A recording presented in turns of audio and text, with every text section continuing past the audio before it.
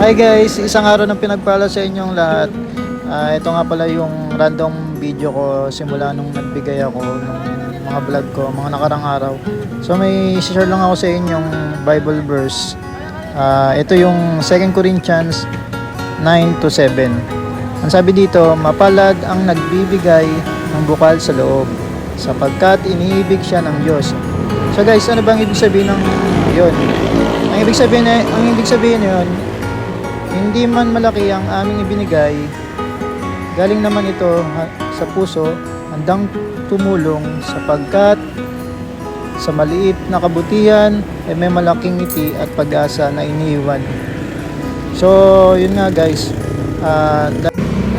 Salamat guys sa suporta. Nawa sana'y patuloy nyong i-follow, i-share ang video ko para sa mga susunod video. Ayun lang, bye-bye! Iwasin sa amin.